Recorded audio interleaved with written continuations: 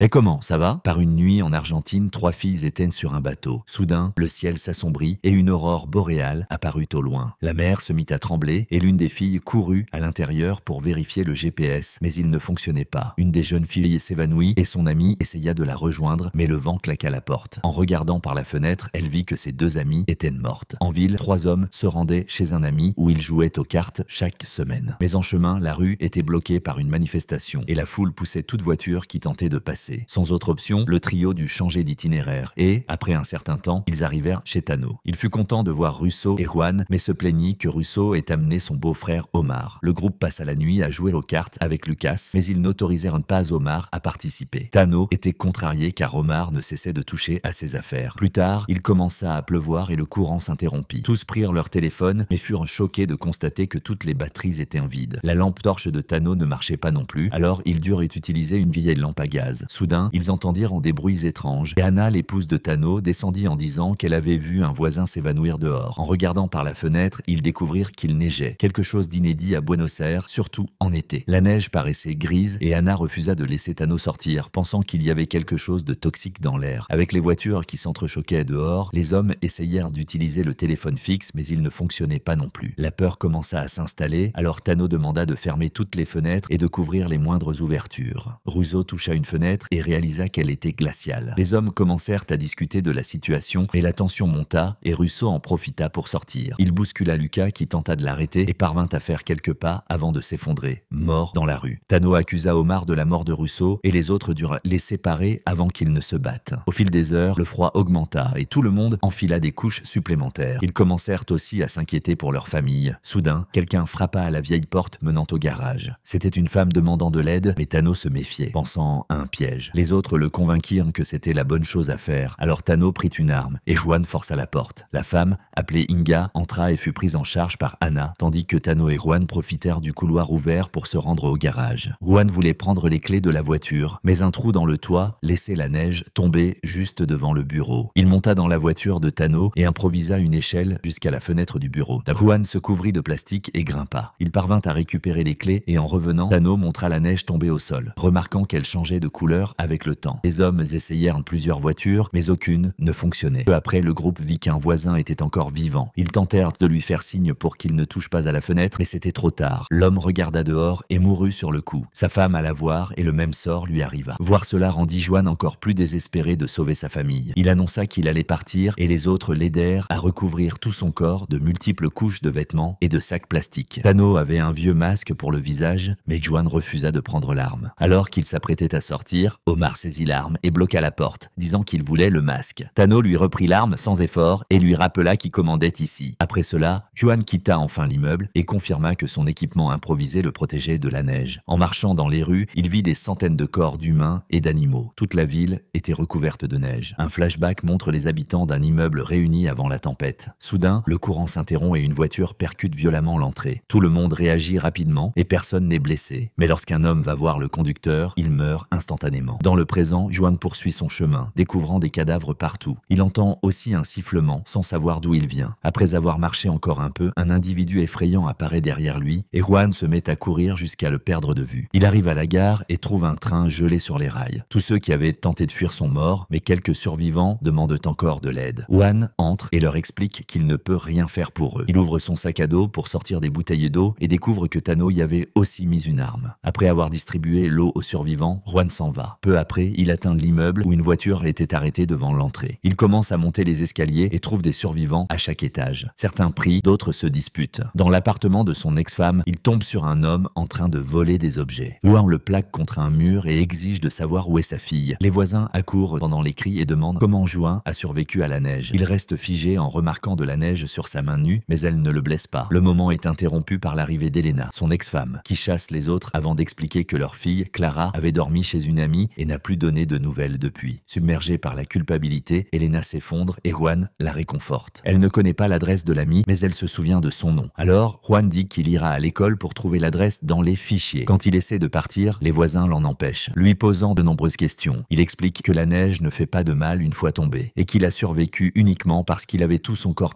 couvert. Malgré cela, il refuse de le laisser passer et insiste pour voir le masque. Alors, Juan sort son arme pour les repousser. Dans l'escalier, il fait tomber un un homme pour se frayer un passage, mais les autres le poursuivent, furieux. Elena appelle une voisine à l'aide qui lui claque la porte au nez. Le couple court se réfugier dans un appartement vide et bloque la porte avec des meubles. Après avoir trouvé un corps dans la baignoire, Elena commence à se couvrir de multiples couches de vêtements. Lorsque les voisins tentent de forcer la porte, Juan tire pour les éloigner. Ensuite, il met le masque à Elena et l'envoie à l'école. Elle saute par la fenêtre et survit en atterrissant sur une voiture détruite. À ce moment, les voisins envahissent l'appartement. Juan se couvre la tête avec un sac plastique et brise une fenêtre pour forcer tout le monde à fuir la neige. Il s'échappe par la fenêtre, mais s'évanouit par manque d'air. Dans la maison de Tano, Anna essaie de faire du thé, mais il l'empêche d'utiliser l'eau du robinet, pensant qu'elle est peut-être contaminée. Les hommes s'activent pour sceller toutes les fenêtres avec du ruban adhésif ou des planches. Tano surprend Inga avec son arme et la reprend pendant qu'elle explique qu'elle est une ancienne militaire. Fatiguée d'attendre, Inga prend son casque et dit qu'elle va sortir. Mais Tano l'en empêche et annonce qu'il sortira lui-même, portant un masque qu'il vient de fabriquer. Il prend le vélo d'Inga et remarque que sa lampe LED ne fonctionne pas, mais celle à pédale fonctionne très bien. Tano commence à théoriser que les objets anciens fonctionnent mieux, ce qu'il confirme en allumant un tourne-disque avec une batterie de voiture. Ensuite, tous improvisent des masques et se rendent à la caserne des pompiers. Ils récupèrent plusieurs uniformes et masques de pompiers. Pendant ce temps, Juan se voit dans une tranchée, observant une lumière rouge monter dans le ciel. Soudain, il se réveille et découvre qu'Elena a retrouvé ses amis dans la rue et qu'ils sont revenus le chercher avec un camion. Tano explique que les moteurs anciens fonctionnent encore. Un nouveau flashback montre Inga avant la neige. Elle avait vu que le téléphone de son frère affichait une notification de livraison, mais comme il jouait au foot, elle y est allée à sa place. Cela a fini par lui sauver la vie. Dans le présent, le groupe retourne à la maison de Tano. Il branche une radio sur la batterie de la voiture, mais aucune fréquence ne répond. Une discussion éclate sur la suite à donner et Juan veut prendre la voiture pour chercher sa fille. Tano refuse, disant que tout le monde doit rester uni. C'est alors qu'un homme portant un masque de soudeur entre dans le garage. C'est Benito, le voisin, qui veut la voiture pour livrer des provisions avec son ami Roberto. Tano refuse, et pendant qu'ils se disputent, Omar en profite pour voler la voiture et s'enfuir. Après le départ de Benito, Tano dit qu'il n'aime pas l'idée que Benito aide Roberto, car ils ont eu un conflit dans le passé. En conduisant, Omar aperçoit la lumière rouge dans le ciel et se laisse distraire. Il remarque trop tard que la route est bloquée par des voitures. En tentant de les éviter, il finit par s'écraser contre une boutique. Pendant ce temps, Elena et Juan s'habillent pour partir à la recherche de leur fille. Ils essaient de démarrer la première voiture qu'ils trouvent, mais elle ne fonctionne pas. À ce moment-là, un camion rempli de survivants passe et ils se cachent. Ces hommes trouvent Omar et le sauvent. Le couple passe la nuit dans la voiture, tandis qu'à la maison, les habitants entendent des pillards s'en prendre au commerce du quartier. Tano continue de tenter de capter quelque chose avec la radio, mais sans succès. Le lendemain matin, Juan et Elena arrivent enfin à l'école et entrent par une fenêtre. Pendant qu'Elena cherche l'adresse, Juan cherche une voiture ancienne en état. Il entre dans une cabine de sécurité et en prenant des clés, entend un sifflement. Soudain, il a une vision de la lumière rouge et de la ville en train de se faire détruire, jusqu'à une immense explosion. Il reprend conscience dans la voiture, qui fonctionne. À l'école, Elena entend des bruits et découvre Pablo enfermé dans un placard. Ses camarades l'y avaient mis pour une blague. Juan revient et l'aide à sortir, lui donnant une gifle après une remarque insolente du garçon. Le couple essaie d'expliquer ce qui se passe, mais Pablo s'enfuit. Il ne s'arrête qu'en voyant tous ses amis morts dehors. Pablo sait où habite l'ami de Clara, alors il accepte de guider le couple jusque-là, si ensuite il le ramène chez lui. En arrivant, il trouve plusieurs corps dans le jardin, mais pas de traces de Clara. Pablo panique en reconnaissant les lieux. C'est sa propre maison, et ce sont les membres de sa famille étendus au sol. Il s'évanouit, fiévreux, et le couple s'arrête dans une pharmacie pour chercher des médicaments. Pendant leur recherche, une femme frappe à la porte en disant que sa poche des os a rompu. Ignorant les avertissements de Juan, Elena lui ouvre et la fait entrer. C'était une diversion. Son compagnon armé surgit. La femme gifle Elena, puis il s'empare du sac et des clés de voiture et enferme le couple dans un placard. Tandis que les voleurs s'enfuient, Elena demande à Juan s'il a recommencé à avoir des visions. Il avoue que oui, depuis le début des chutes de neige. Pablo refuse d'ouvrir la porte au début car il n'aime pas l'attitude de Juan, mais finit par céder après les paroles douces d'Elena. Le couple remet à Pablo le masque qu'ils avaient préparé pour Clara, et tous trois sortent ensemble. Dans la rue, Juan s'apprête à tirer en voyant quelqu'un, mais ce n'est qu'une famille fuyant en voiture. En passant près de la gare, Juan entre dans le train et remarque que tous les survivants ont disparu. À la maison de Tano, Inga revient après avoir cherché son frère, mais elle l'a trouvé mort dans le parc. Elle dit aussi avoir entendu des sons étranges sans voir personne. Tano lui rend son arme et lui demande de protéger la maison pendant que lui et Lucas partent chercher des provisions. Le duo retourne à la caserne des pompiers, mais y trouve Benito et son groupe. Benito veut bloquer toutes les routes, ce que Tano refuse. Il exige aussi que Tano mette son garage à disposition et lui donne 24 heures pour décider. De retour chez lui, Tano capte enfin une voix à la radio. Un homme d'Uruguay confirme que la neige mortelle est arrivée là aussi. Colombie et dit avoir nouvelles du Brésil. Ils en concluent que le phénomène est mondial. Malheureusement, la connexion se coupe rapidement. Désespéré de contacter quelqu'un au Brésil, Tano monte sur le toit pour ajuster l'antenne mais découvre que sa boussole ne fonctionne plus. Il court à son atelier et vérifie d'autres boussoles qui réagissent toutes bizarrement. Peu après, le couple revient à la maison avec Pablo. Tano annonce à Juan qu'il a changé d'avis et veut aller dans sa maison sur l'île. Il parle des boussoles et conclut que le champ magnétique de la Terre a changé. Tano pense que le monde est brisé. Juan veut toujours retrouver sa fille, ce qui provoque une dispute jusqu'à ce que Tano affirme que Clara est sa morte et que Juan est dans le déni. Dans une station-service, la femme enceinte et son compagnon volent de la nourriture et siphonnent les voitures. L'homme entend un bruit et regarde autour avec une lampe jusqu'à voir quelque chose bouger. Soudain, la voiture tremble et quand la femme se retourne, son compagnon a disparu. Un cri aigu brise les vitres du véhicule et elle hurle tandis que la voiture glisse dans la neige avant de chuter d'une pente, la tuant sur le coup. Sur un pont local, une personne vêtue d'une combinaison jaune marche rapidement. Un groupe de personnes apparaît au loin, essayant aussi de traverser le pont. À la maison de Tano, le groupe organise des funérailles pour Russo. Ensuite, Tano et Lucas partent au marché chercher plus de provisions. Joanna insiste pour chercher sa fille et Anna se souvient avoir jeté plusieurs annuaires téléphoniques. Il fouille les poubelles et Juan trouve enfin l'adresse dont il a besoin. Il part seul à pied, mais Tano, pris de remords, décide de l'aider avec la voiture. Il déclare qu'ils retrouveront Clara et partiront ensuite ensemble vers l'île. Pendant le trajet, Tano partage sa théorie. Il pense que la ceinture de particules radioactives autour de la Terre a été détruite, provoquant la neige mortelle. Peu après, ils trouvent la route bloquée par des montagnes de voitures. Soudain, ils entendent un bruit et sont surpris de voir des véhicules militaires approcher. Un soldat leur demande de faire demi-tour et d'éviter le centre-ville qui est désormais isolé. Il explique également que la base militaire est en train de s'organiser et que l'aide arrivera bientôt. Quelque chose dans son attitude les intrigue. Lorsque les véhicules s'éloignent, Juan et Tano décident de les suivre. Après avoir traversé un tunnel, ils atteignent le centre-ville où les soldats leur tirent dessus. Ils reculent en marche arrière pour s'enfuir, mais un bus chute du pont et bloque leur retraite. Ils décident d'avancer et passent entre les soldats pour découvrir qu'ils tiraient en réalité sur autre chose. Ils voient alors des insectes géants sur le pont, projetant des véhicules dans les airs tandis que l'armée est impuissante. Lorsqu'un homme apparaît au milieu de la route, ils essaient de l'éviter, dérapent dans la neige. Pendant que la voiture se retourne, Juan a une vision de la lumière rouge et de Clara. La voiture s'arrête enfin en s'écrasant contre un garage. Juan aperçoit les insectes descendre du pont et poursuivre les soldats, les capturant avec des tentacules et les enveloppant dans une sorte de toile. Tano aide Juan à sortir du véhicule et il court vers l'étage juste à temps pour éviter que les insectes atteignent la porte. Pendant qu'ils avancent, Juan continue d'avoir des visions de destruction totale et de lumière rouge. Il se cache sur le toit et, après un moment, inspecte la zone. Il constate que tous les soldats et les insectes ont disparu. Ils descendent récupérer les armes abandonnées avant de continuer leur route. Lorsqu'un insecte apparaît, traînant un corps enveloppé dans de la toile, il se cache au fond et observe tandis que la créature l'emmène vers des nids fraîchement construits. En continuant, Tano glisse et percute une benne à ordures. Un insecte entend le bruit et s'approche, alors Juan tire, mais l'arme de Tano se bloque. Juan abat l'insecte d'une balle en pleine tête, juste avant qu'il ne les atteigne. Malheureusement, le bruit attire davantage de créatures, et le duo commence à courir. Certains monstres les poursuivent, tandis que d'autres se nourrissent de l'insecte mort. Par chance, un homme les aperçoit et leur fait signe, leur montrant la direction à suivre. Lorsqu'ils atteignent les portes d'une église, des gens aux fenêtres jettent des cocktails Molotov qui enflamment les insectes. L'homme ouvre la porte pour eux, et ils empruntent un tunnel caché menant à une autre pièce, évitant les insectes qui occupent la nef principale de l'église. Ils rencontrent une religieuse qui s'occupe d'un groupe de survivants, parmi lesquels se trouve Omar. Il essaye de la convaincre que ses anciens amis sont dangereux et doivent être expulsés. Et la religieuse ne l'écoute pas et les emmène sur le toit pour leur montrer les lumières rouges. Apparemment, les insectes sont arrivés par leur biais. Tano conclut qu'il s'agit d'une invasion extraterrestre et tente immédiatement de fuir. Mais la religieuse l'en empêche, disant qu'il mettrait tout le monde en danger. À la tombée de la nuit, un groupe d'explorateurs revient avec quelques provisions, mais explique ne pas avoir pu aller très loin à cause des insectes. Tano pense qu'il y a des extraterrestres plus intelligents derrière le contrôle des créatures. Juan tente de sortir discrètement pour retrouver sa fille, mais Omar le voit. Il l'attrape alors par le cou pour le faire taire. Omar mentionne qu'un homme nommé Rengo l'a reconnu de la guerre des Malouines, mais Juan ne s'en souvient pas. Ensuite, Omar partage une rumeur sur un tunnel secret entre le centre-ville et les banlieues. Juan sort de l'église par la porte arrière et commence à traverser la ville en sautant de toit en toit. Il aperçoit la lumière rouge et a une vision des insectes marchant vers quelque chose. Dans l'église, le groupe débat sur la suite à donner. Certains veulent partir, mais d'autres pensent que c'est trop dangereux. Juan revient et annonce qu'il a trouvé un camion en état de marche, alors tous s'accordent à dire qu'ils doivent partir avant que les insectes ne les trouvent. Tandis que le groupe rassemble les provisions et se prépare, Juan parle avec Rengo, qui ne les accompagnera pas. Lui et la religieuse restent ne voulant pas gêner le groupe. Juan parle de ses visions, semblables à des images de guerre, mais Rengo n'en a jamais eu. Le groupe traverse prudemment la rue, utilisant les lumières rouges pour s'éclairer. Un insecte rôde, mais ne les voit pas. Il continue jusqu'à atteindre la frontière, où la plupart se cachent dans un bus pendant que deux hommes commencent à briser un vieux mur pour trouver le tunnel. Une des survivantes est une mère avec un bébé, qui se met à pleurer à ce moment-là. Le bruit attire les insectes, mais les hommes terminent d'ouvrir le mur, et tous courent à l'intérieur du tunnel avant d'être découverts. Juan reste dans le bus avec la mère, qui parvient à calmer le bébé en l'allaitant. Soudain, les cloches de l'église se mettent à sonner. Rengo et la religieuse le font exprès pour distraire les insectes. Pendant que le groupe traverse le tunnel, Rengo et la religieuse répandent de l'essence dans l'église. Quand tous les insectes entrent, ils jettent une cigarette allumée, provoquant une explosion qui incendie le bâtiment et les tue. À la frontière, le groupe atteint l'autre côté et trouve le camion que Juan avait repéré. Mais en le déplaçant, un insecte surgit d'un tas de voitures et emporte Tano. Avant qu'il ne puisse lancer sa toile, les survivants lancent une grenade fumigène qui effraie le monstre. D'autres insectes apparaissent sur le pont. Alors Juan commence à tirer pendant que tous courent vers le camion. Les créatures font tomber un panneau pour descendre, mais le camion est déjà trop loin. Tandis qu'il s'éloigne, il voit l'église brûler au loin. Dans une autre vision, un Juan plus jeune combat dans la guerre des Malouines. Une grande explosion le fait s'évanouir et au matin, il se réveille enfermé dans une tranchée entouré des corps de soldats. Il neige et il entend un sifflement. En sortant de la tranchée, il trouve une version plus âgée de lui-même qui l'observe. Dans le présent, Tano, Juan et Omar quittent le groupe pour retourner chez Tano, tandis que les autres se dirigent vers la base militaire. Il voit des gens sur les toits, mais ne les remarque pas. Dans la maison, Juan est choqué de voir Clara endormie sur les genoux d'Elena, exactement comme dans ses visions. La famille se retrouve avec émotion, tandis que Clara explique qu'elle est venue le chercher car elle se souvenait qu'il jouait souvent aux cartes à cet endroit. Pendant ce temps, Roberto arrive avec quelques hommes de Benito, disant qu'ils ont entendu des rumeurs sur les insectes. Lorsque Tano confirme et dit qu'il va partir, Roberto propose un échange. Sa caravane contre la maison et le garage de Tano, pensant qu'il peut combattre les monstres. Tano accepte sans hésiter. Quand tout le monde est prêt, il monte dans la caravane. Et Tano remarque que la combinaison jaune de Clara vient de son bateau. En conduisant, ils doivent éviter une voiture incontrôlable fuyant la ville. Finalement, le groupe arrive au quai, mais découvre qu'il n'y a plus d'eau et que la zone est trop boueuse pour traverser la rivière. Dans un seau de pêcheur,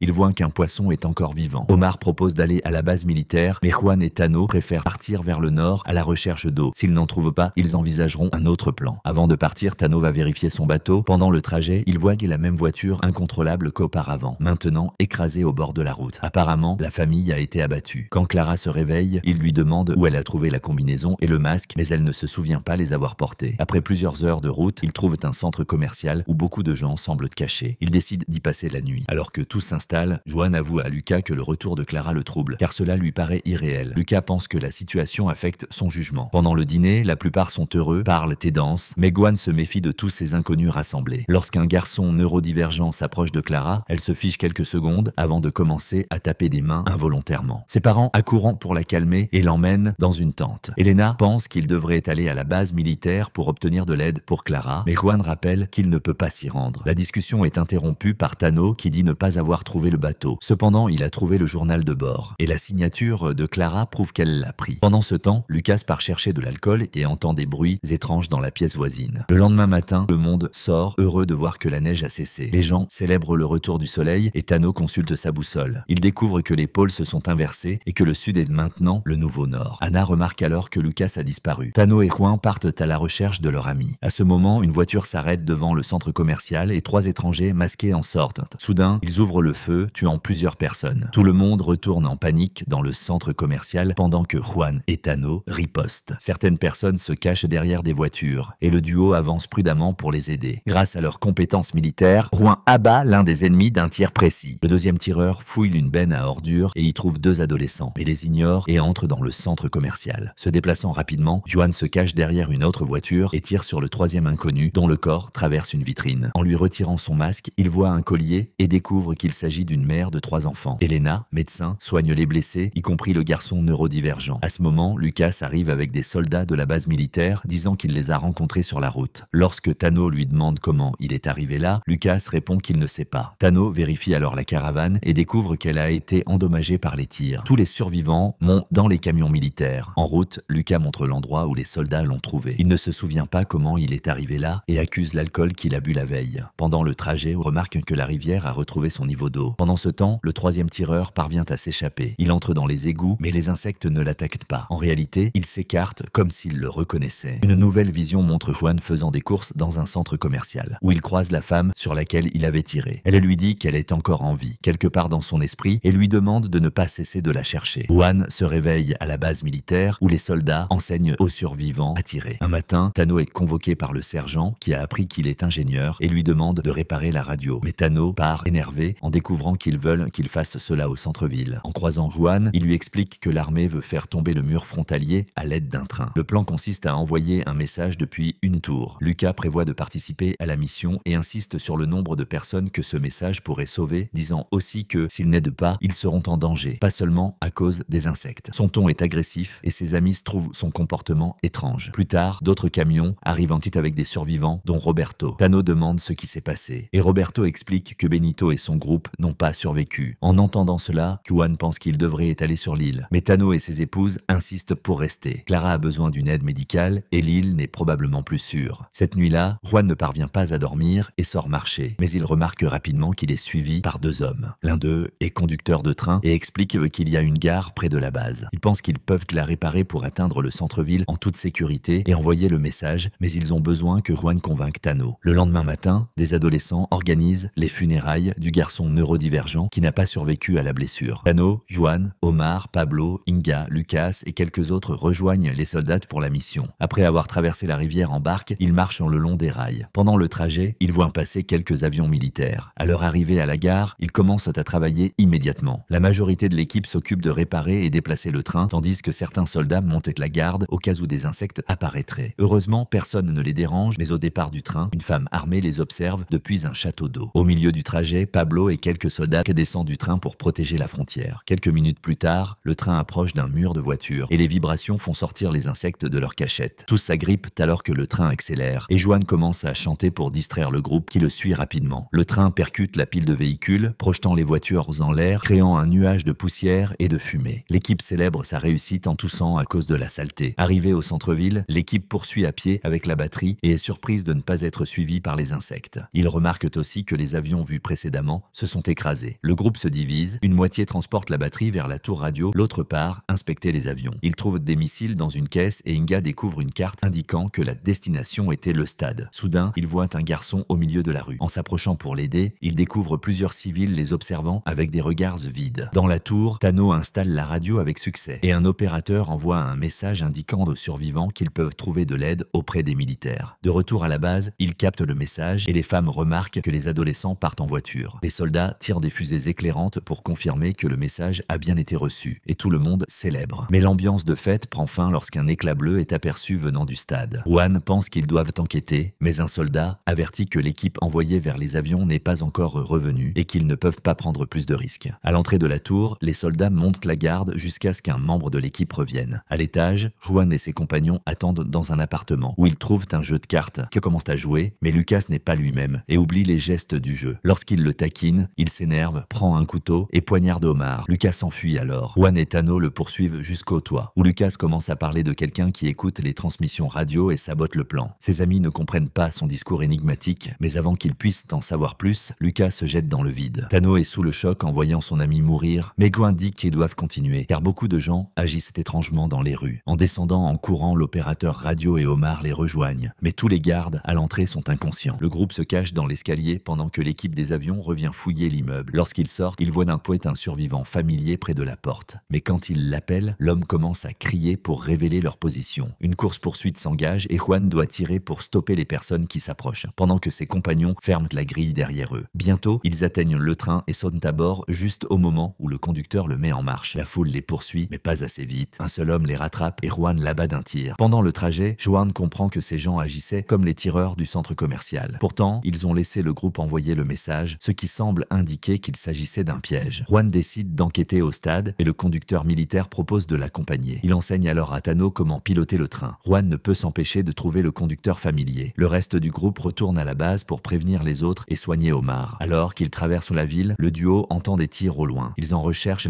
l'origine et trouvent de nombreuses personnes immobiles dans un parc, jusqu'à ce que des camions arrivent pour les emmener. Les insectes marchent autour d'elles, alors qu'elles tirent, comme lors d'un entraînement militaire. Ensuite, le duo entre dans un bâtiment abandonné et Juan a à nouveau des visions retraçant tout ce qu'il a vécu ces derniers jours. Regardant depuis le balcon, Juan comprend pourquoi le soldat lui paraît si familier. Les visions de Juan correspondent aux événements. Il a déjà tout vécu. vécu. Soudain, un kiosque se met à briller d'une lumière bleue et la créature extraterrestre derrière tout cela apparaît. Elle émet une mélodie douce qui contrôle les esprits des gens, les transformant en serviteurs. Juan voit des adolescents dans la foule et comprend que le comportement de Clara signifie qu'elle était sous contrôle mental depuis le début. C'est ainsi que se termine la première saison de The Eternaut, série de science-fiction et d'action de 2025. Et je vous retrouve dans la prochaine vidéo.